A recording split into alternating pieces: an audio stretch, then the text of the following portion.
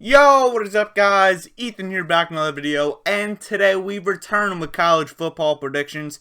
As today we're going to be talking about the USC Trojans. If you haven't already, hit that like and subscribe button. I really appreciate it. And then heading into this season, USC has tons and tons of hype, as tons of Trojan fans expect this turnaround to be quick. After going 4-8 last year, they fired Clay Helton very early in the season. And they've hired Lincoln Riley to be their head coach.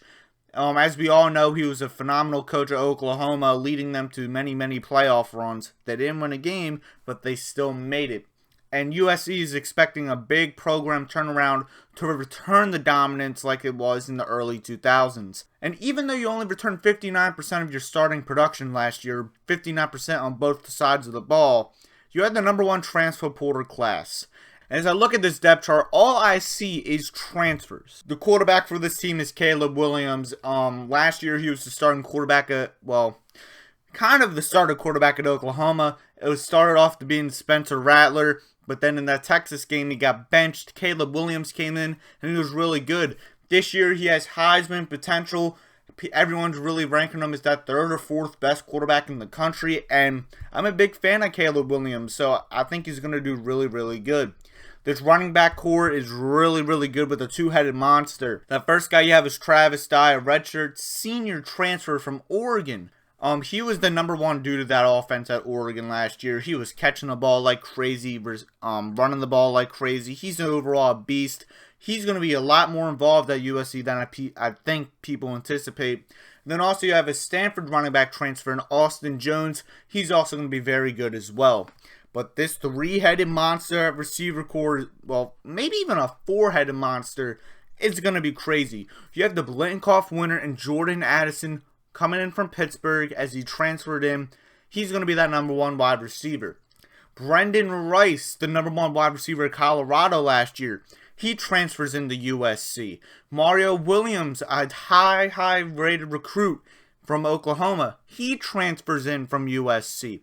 And then Gary Bryant Jr. was already on the team. That is a 4-headed monster for this USC team. And Caleb Williams has so many weapons on this offense. It's crazy. This offensive line is okay. You do have like the best guard in the nation in Andrew Voorhees.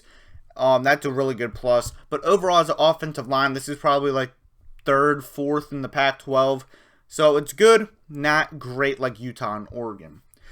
The defense with all Lincoln Riley teams is the big question. You do have big-time transfers like Eric Gentry coming in, Shane Lee, Romello Height, Mekhi Blackman. But I think with this defense, it's going to struggle at certain points throughout the season. You do have returning to production like Nick Figueroa. I'm definitely messing these names up. Nick Figueroa, Stanley Tuafu, and Tuli Tuipulotu. Definitely messed these up. If you were watching these videos, these 3, I'm very sorry. This team is going to be really good. You have the #1 recruit in last 2 years ago's class in Corey Foreman. So let's see if he can live up to the hype that he has.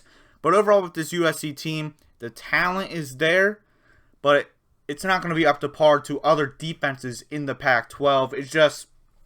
It seems like for all Lincoln Riley teams, the defense just can't mesh together. And then Alex Grinch at defensive coordinator, I don't know why Riley even brought him, to be honest, as Oklahoma fans didn't even want him, so that was a blessing in disguise for them. Well, now as you look at this USC schedule, it's tough. It's not as near as super tough, but there is some pretty good trap games on the schedule that can misplace USC. We're not going to waste any of your time. Week 1 is an easy victory versus Rice. And then that next week, you go to Stanford. And you have a lot of trap games on the schedule. I'm just going to say that. Then this is one of the first ones at Stanford.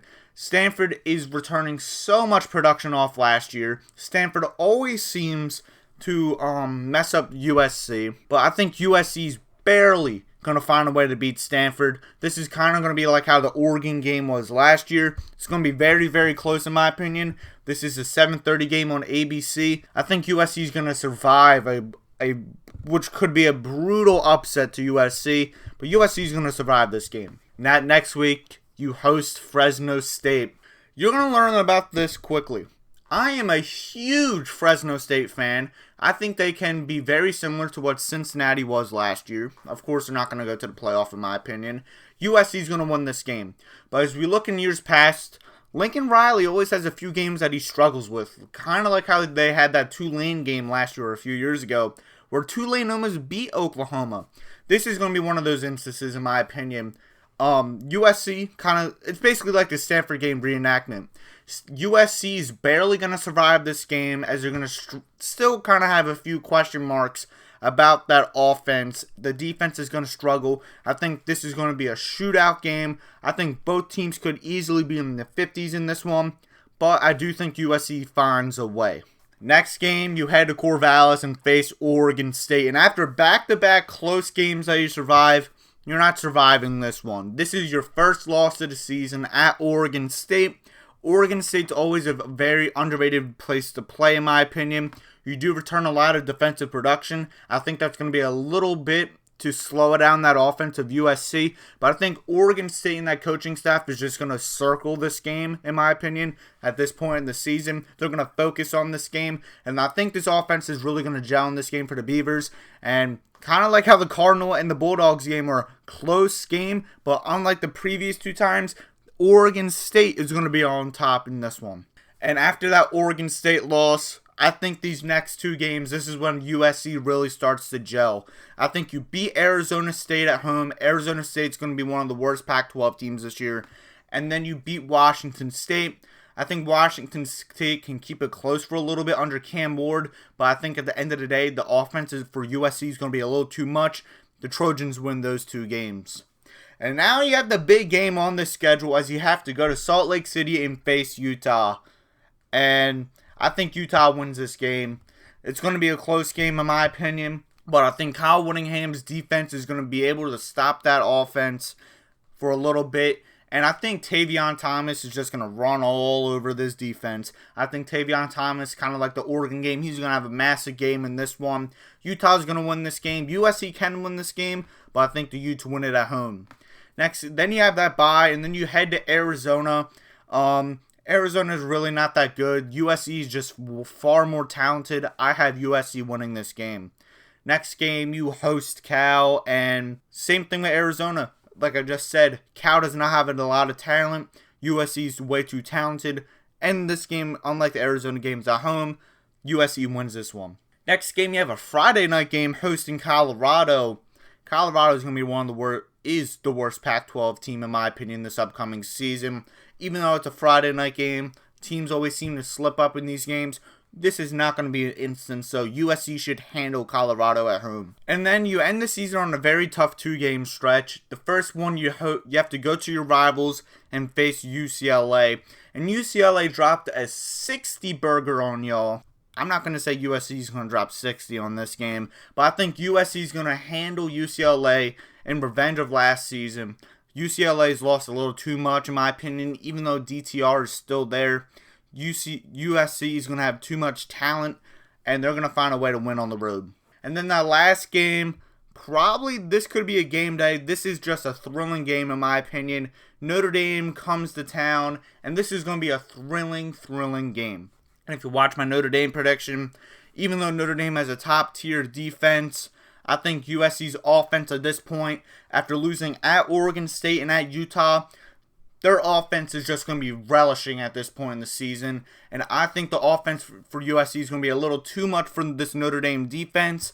I think at this point the defense for USC is going to be a little better. It's not going to be great by any means, but it is going to be better to at least stop that Notre Dame offense. And USC wins their final game and they defeat Notre Dame. And I have USC going 10-2 this upcoming season with losses at Oregon State and at Utah. Now, they're not going to make the Pac-12 championship because even though I have Oregon and Utah both going 10-2 as well, USC's both losses were in conference, while with Utah I had a loss at Florida, and with Oregon they had that Georgia loss. USC's both losses are in conference, So they're not going to make the Pac-12 championship game, but they will be in a really good bowl game in my opinion. They could get a bid for the Fiesta Bowl at this point in the season. But what is your prediction for this USC team heading into this season? Let me know in the comments section below. Like always, like, share, subscribe, push notifications on so you don't miss any of my videos. And like always, have a good day. Peace out.